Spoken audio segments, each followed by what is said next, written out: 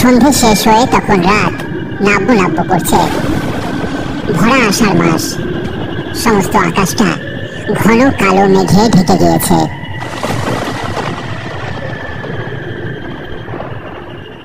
বড় বড় শিমুল গাছের ডালগুলো হাওয়ায় দুলছে, যেন অন্ধকারের মধ্যে থেকে কোনো অস্পষ্ট হাত ইশারা করে ডাকছে।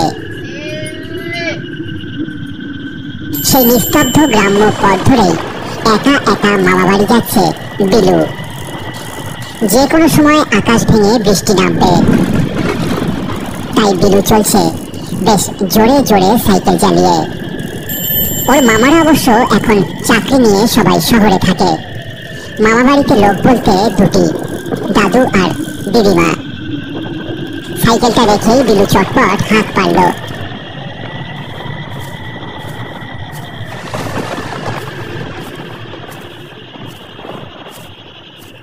দাদু, ও দাদু, দাদু, ও দিদিমা। বিলুর ডাক শুনে ওর দাদু সুকুমার বাবু বেরিয়ে এলেন। বিলু, এলি বাবা, আয় আয়, ঘরে আয়, ঘরে আয়। এত দেরি করলি কেন দাদু ভাই? তোর দিদিমা কখন থেকে গরম গরম খিচুড়ি আর ইলিশ মাছ ভেজে রেখেছে তোর জন্য। তাড়াতাড়ি হাত মুখ ধুয়ে নে, আমরা দুজনে পাত পেরে খেতে বসি। এরপর দাদু আর নাতি একসঙ্গে পাত পেরে খেতে বসে। এদিকে বাইরে তখন অঝোর ধারে বৃষ্টি শুরু হয়েছে। বিলু সেদিকে তাকিয়ে বলে ওঠে, দিদার হাতের গরম গরম খিচুড়ি আর ইলিশ মাছ ভাজা, আর সঙ্গে ঝমঝমিয়ে বৃষ্টি, আর কি চাই বলো? দাদু, একটা একটা গল্প বলো না গো, একটা ভূতের গল্প শুনতে খুব ইচ্ছে হচ্ছে। কতদিন তোমার মুখে গল্প শুনি না। সুকুমার বাবু বাইরে অন্ধকারের দিকে তাকিয়ে রইলেন, তারপর বললেন, গল্প? আচ্ছা, তোকে আজ একখান ভয়ঙ্কর ভূতের গল্প শোনাবো। এই গল্পতে আমিও আছি। এটা একটা ঘাউলের গল্প। ঘাউল? ঘাউল কি দাদু? সেটা সেটা জানতে হলে তো দাদু ভাই তোমাকে পুরো গল্পটা শুনতে হবে আগে। এই বলে সুকুমার বাবু গল্প বলতে শুরু করলেন।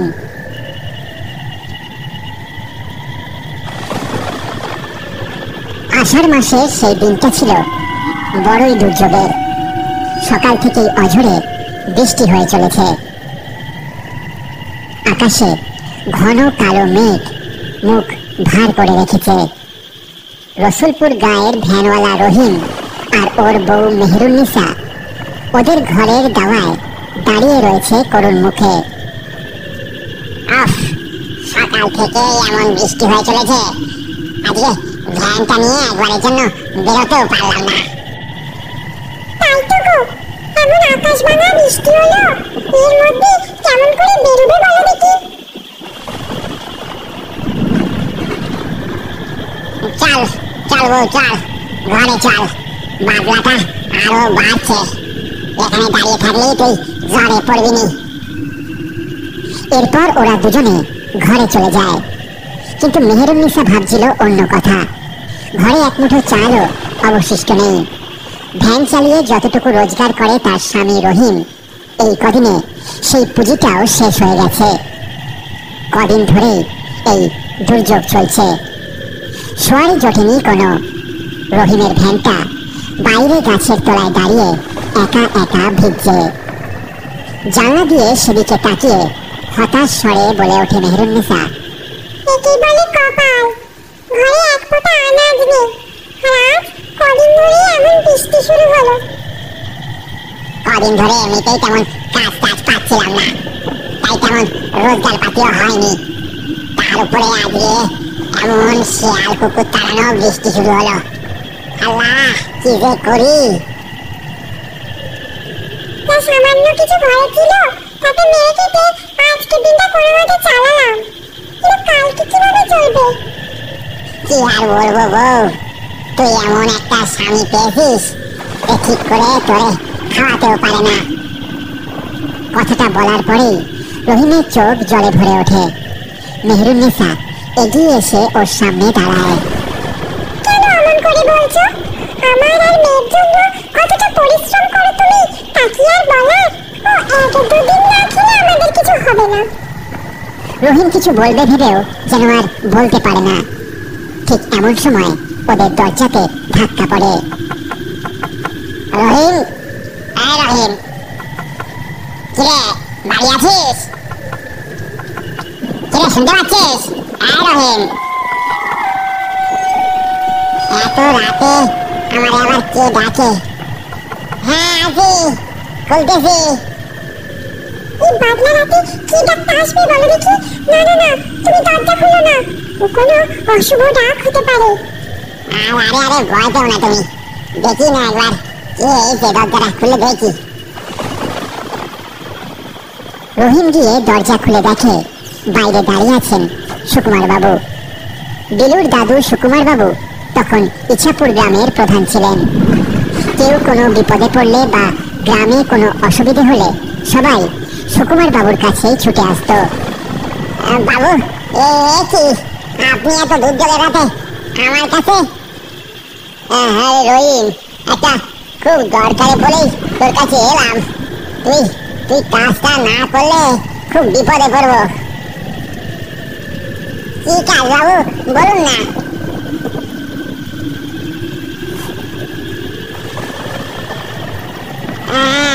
মন দিয়ে শোন, কি করতে হবে শোন আমি বলি। তুই কি জানিস গ্রামের শেষের ওই জটা বুড়ি মারা গেছে? তাই নাকি বাবু? জটা বুড়ি কবে মরল?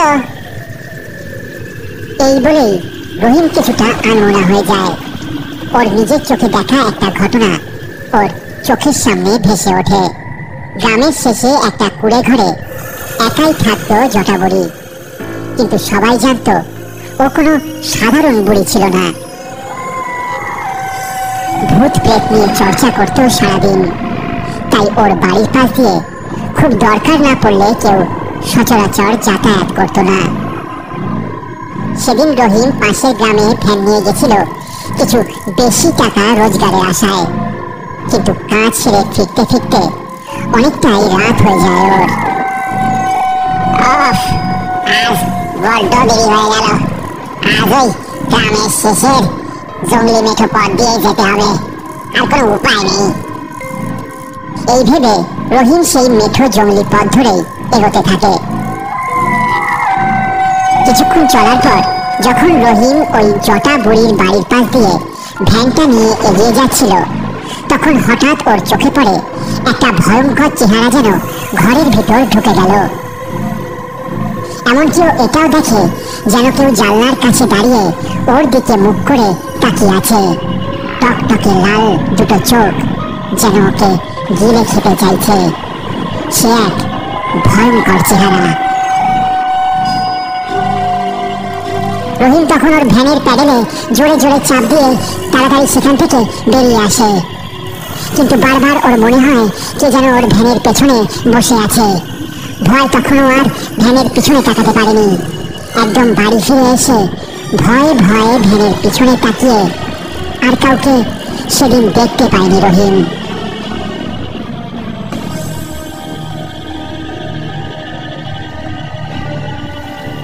এইসব ভাবতে ভাবতে কেমন আনমনা হয়ে পড়েছিল রহিম। হঠাৎ সুকুমার বাবুর ডাকে ওর আবার হুঁশ ফিরে আসে। এই রহিম, শুনছিস? কি ভাবছিস? শোন যা বলছিলাম। হ্যাঁ বাবু, বলেন বলেন। আজ বিকেলে এই খবরটা পেলাম। তা আপনি দেখতে গেছিলেন নাকি বাবু? হ্যাঁ, দেখে এসছি। আর বলিস না, কি ভয়ঙ্কর অবস্থা। ওর বাড়ির পাশ দিয়ে গ্রামের দুজন যাচ্ছিল। পচা গন্ধ পেয়ে ওরাই বুঝতে পারে যে কিছু একটা হয়েছে ওই ঘরের মধ্যে, কিন্তু ওরে তো পোড়ানোর ব্যবস্থা করতে হবে। এখন এই দুর্যোগের রাতে আর কাউরে তো পাচ্ছি না ভরসার মতো। তুই একমাত্র আছিস আমার ভরসার লোক। এখন ওরে শ্মশানে নিয়ে যেতে হবে রহিম। আমি জানি এই বৃষ্টি বাদলা রাতে তোকে বলাটা ঠিক নয়, কিন্তু কি করি বল। এমনিতে কদিন আগে মারা গেছে, তাও তো কিছু বোঝা যাচ্ছে না। তুই না গেলে আর কারে পাবো। আসুন, তোর তোর চিন্তা নেই, এর জন্য তোর আমি 2000 টাকা দেবো না। হ্যাঁ, তুই শুধু ওই লাশটা শুধু শ্মশানে নিয়ে নামিয়ে দিবি। 2000 টাকার কথা শুনে রহিমের চোখ দুটো জলে ধরে ওঠে। 2000 টাকা রোজগার করতে ওর কমপক্ষে আরো 10-15 দিন লাগবে। সেখানে এই রাতে কেবল একটা লাশ শ্মশানে নামিয়ে দিয়ে আসলেই ও 2000 টাকা পাবে। ও আর দ্বিতীয়টি ভাবে না, তাড়াতাড়ি করে সম্মতি জানিয়ে দেয় সুকুমার বাবুকে। হ্যাঁ বাবু, হ্যাঁ, আমি পারবো নি, আমি এখনই যাচ্ছি, আপনি কোনো চিন্তা করবেন না। এজন্যই বলে ভরসার লোক, তুই আমাদের বাঁচালি। আর শোন, এই নে 1000 টাকা তুই আগাম রাখ। তুই শুধু লাশটা নিয়ে গিয়ে ওই শ্মশানে নামিয়ে দিবি। ওখানে আমার লোক থাকবে, কোনো অসুবিধা হবে না। কি রে, পারবি তো বল? হ্যাঁ বাবু, পারো, আমি কোনো অসুবিধা নাই। আচ্ছা তাহলে ঠিক আছে, আমি চললাম। তুই তাহলে এখনই জটা বইয়ের বাড়ির দিকে যা, রওনা দে। বৃষ্টি বাদলা আবার বেড়ে যাবে না কখন। তা বাবু, আপনি যাবেন না? না আমি যাচ্ছি না, আমার 2জন লোক ওখানে রয়েছে, তোকে সব রকম সাহায্য করে দেবে, বুঝলি? তুই দেরি করিস না রহিম, তাড়াতাড়ি বেরো। আমি তাহলে আসি এখন, চললাম, তুই চলে যাস, সাবধান মতো যাস। এই বলে সুকুমার বাবু রহিমের বাড়ি থেকে বেরিয়ে যান। মেহেরুন্নিসা সব কথাই ঘরের ভেতর থেকে শুনছিল। সুকুমার বাবু চলে যাওয়ার পর মেহেরুন্নিসা রহিমকে বলে, তুমি কি পাগল হলে নাকি? সবাই বলে ওই বুড়ি আত্মা ডাকতো, এমনকি অনেকে ওকে কাঁচা মাংস খেতেও দেখেছে। আর এমন বৃষ্টি রাতে ওই বুড়ির মরা লাশ নিয়ে শ্মশানে যাবে? থাক, দরকার নেই গো, আমাদের ঠিক কষ্ট করে চলে যাবে। আরে না বউ, তাই হয় নাকি?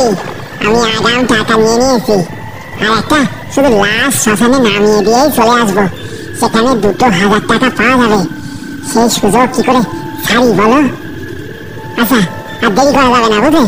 আমি এখন যাই, নইলে ঢের দেরি হয়ে যাবে ফিরতে। রহিম ওর বউকে বিদায় জানিয়ে ভ্যান নিয়ে বেরিয়ে পড়ে জটা বুড়ির বাড়ির দিকে। মেহেরুন্নিসা দরজার চৌকাঠে দাঁড়িয়ে রহিমের চলে যাওয়ার দিকে তত সময় তাকিয়ে থাকে যতক্ষণ না ও অন্ধকারে মিলিয়ে যাচ্ছে। কিছু সময় পর রহিম জটা বুড়ির বাড়িতে উপস্থিত হলো। এখানে অন্ধকার যেন আরো বেশি।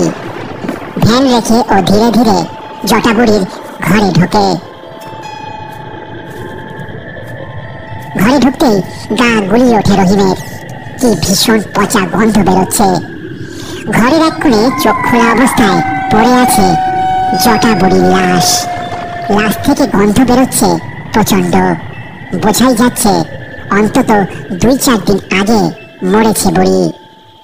ঘরের এদিকে ওদিকে ছড়িয়ে আছে অদ্ভুত সব জিনিস, পোড়া কাঠ, মাথার খুলি, পাখির কালো পালক, ভাঙা সরা, আরো কত রকম কি।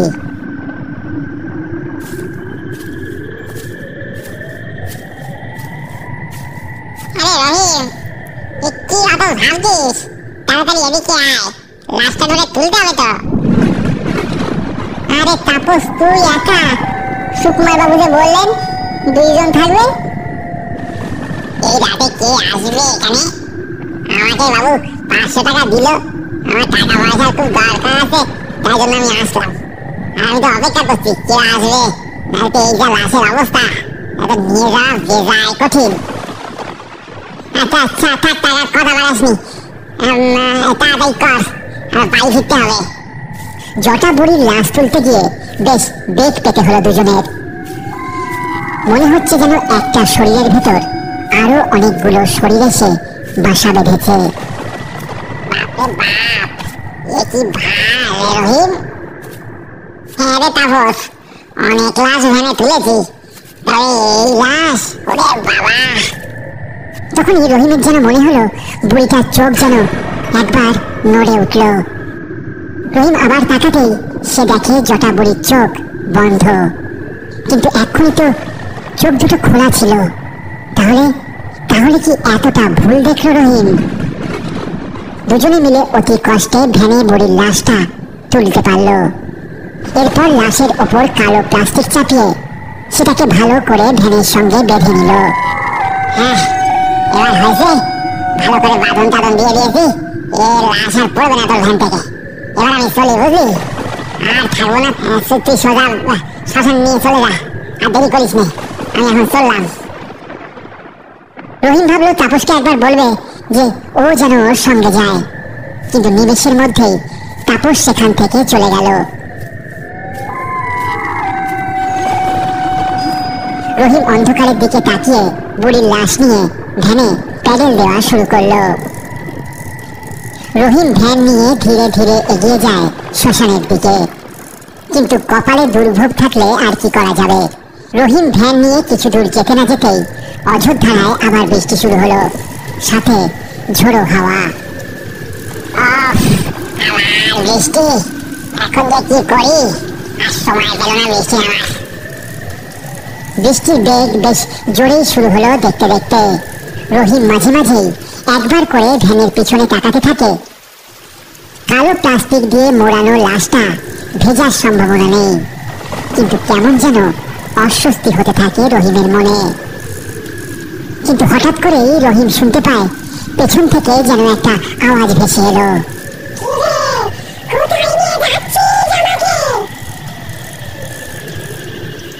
খিনখিন গলাতে সেই আওয়াজটা শুনে আতঙ্কে কেঁপে ওঠে রহিম। নিমেষে ভ্যান চালানো থামিয়ে কাঁপতে কাঁপতে পেছনের দিকে তাকায়, কিন্তু জটা বুড়ির লাশ তো ঠিক অমন ভাবেই ভ্যানে শোয়ানো আছে যেমন ভাবে ওরা দুজন রেখেছিল। আওয়াজটা কি আমি এতটাই ভুল শুনলাম? কি জানি, যাই তাড়াতাড়ি এগোই। আমাকে শ্মশানে পোড়াতে নিয়ে যাচ্ছিস বুঝি? কিন্তু পারলি না রে। রহিম এবার পরিষ্কার বুঝলো কথাটা ঠিক ওর পেছন থেকেই আসছে। রহিম দেখে ভ্যানের পিছনে রাখা জটা বুড়ির লাশ উঠে বসেছে, আর সেটা যেন তাকিয়ে আছে ওর দিকেই। চোখ দুটো পুরো লাল, সাদা চুলগুলো হাওয়ায় উঠছে, মুখের এক পাশ থেকে কালো রসের মতো কি যেন বেরিয়ে আসছে। শুধু তাই নয়, ভ্যানের ঠিক পিছনেই দাঁড়িয়ে আছে আরো দুটো কালো ছায়া। তাদের চেহারা ঠিক বোঝা যাচ্ছে না, কিন্তু উপস্থিতি বোঝা যাচ্ছে।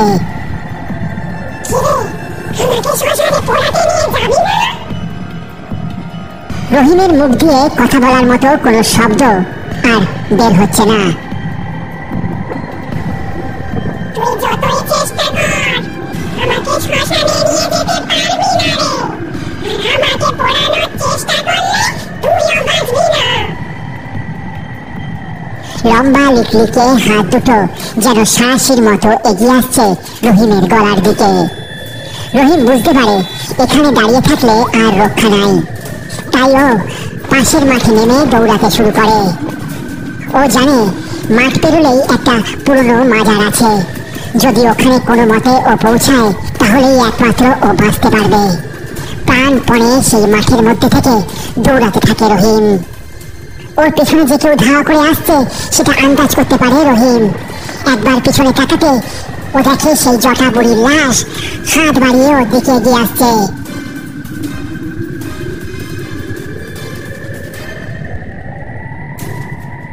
কোনো মতে দৌড়াতে দৌড়াতে রহিম সেই মাজারে পৌঁছায়। মাজারের দরজা খোলা, দরজা ঠেলে ভেতরে ঢুকেই দরজা বন্ধ করে দেয় রহিম।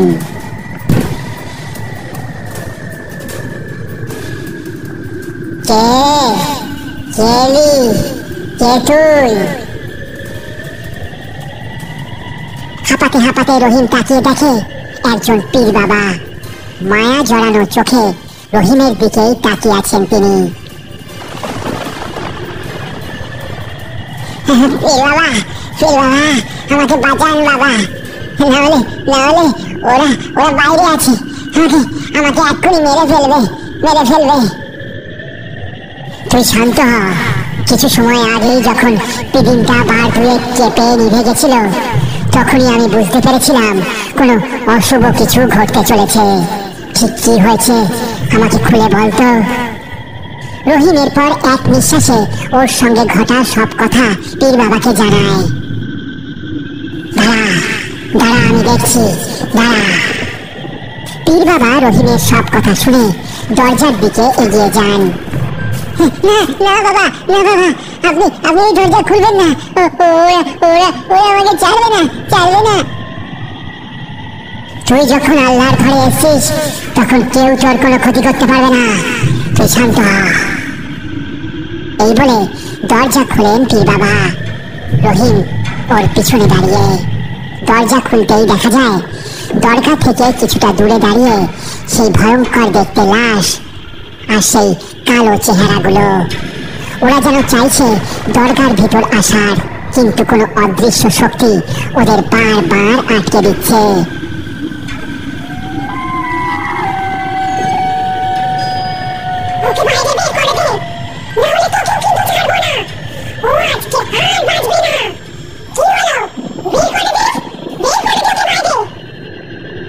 একদম চুপ, একদম চুপ, ওখানেই থাম। আল্লাহর ঘরে থাকা ওর সন্তানকে মারার কথাটাই বলছিস? তোর এত সাহস, ওর কিচ্ছু হবে না। এই বলেই দরজা বন্ধ করে দেন পীর বাবা। বাইরে তখনও বিকট আওয়াজ চিৎকার করে চলেছে। তুই তুই জানিস ওটাকে? ওটা ওটা জটা ওই বাবা, আমাদের গ্রামের শেষে থাকতো, কিন্তু কিন্তু এমন যে কি করে হলো ঠিক বুঝতে পারছি না। ওর শরীরে ঘাউল বাসা বেঁধেছে।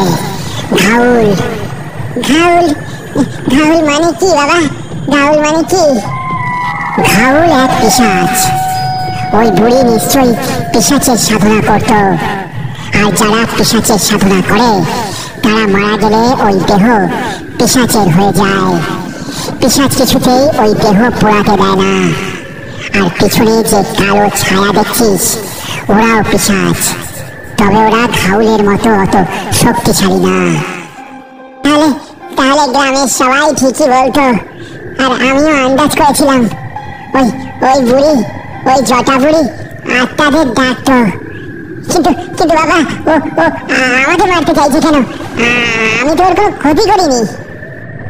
না, তুই ওর কোনো ক্ষতি করিসনি, কিন্তু যেহেতু তুই ওকে পোড়াতে নিয়ে যাচ্ছিস তাই তাই তোকে ও ছাড়তে চাইছে না।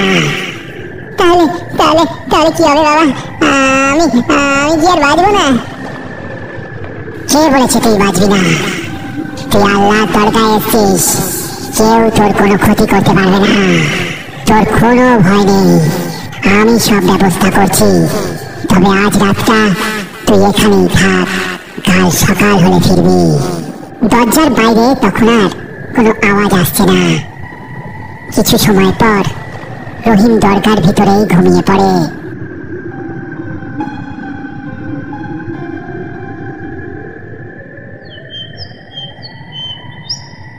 পরের দিন সকালে রহিমের যখন ঘুম ভাঙে তখন ও দেখে পীর বাবা নেই।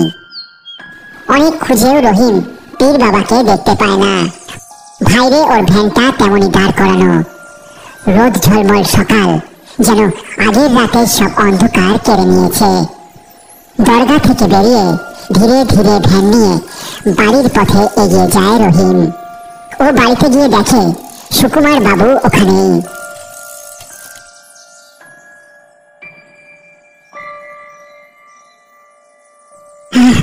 এই যে রহিম, এসেছিস? এত দেরি করলি? আমরা খুব চিন্তা করছিলাম। শোন, ডোম খবর পাঠিয়েছে যে সব ঠিকঠাক ভাবে কাজ হয়ে গেছে। তুই খুব ভালোভাবে লাশটা নিয়ে পৌঁছেছিলিস। তোকে টাকা দেওয়ার জন্য বসে আছিস, এই নে তোর বাকি টাকা। পোড়ানোর কাজও সব হয়ে গেছে। সত্যি রহিম, তুই না থাকলে যে কি হতো। খুব ভালো কাজ করেছিস। রহিমের কানে যেন কোনো কথাই তখন ঠিক মতো ঢুকছে না। ও তো সারা রাত দরগার ভিতরেই ছিল, তাহলে লাশ নিয়ে শ্মশানের ডোমের কাছে কে গেছিল? আর পীর বাবাকে আর সকালে খুঁজে পাওয়া গেল না কেন?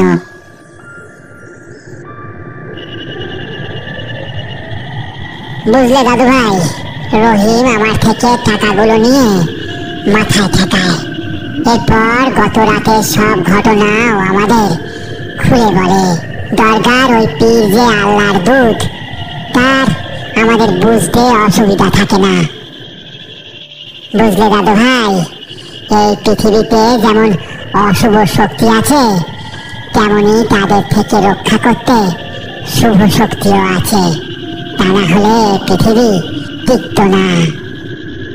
এই বলে সুকুমার বাবু ওনার গল্প শেষ করেন। অবাক দৃষ্টিতে দাদুর মুখের দিকে তাকিয়ে থাকে বিলু।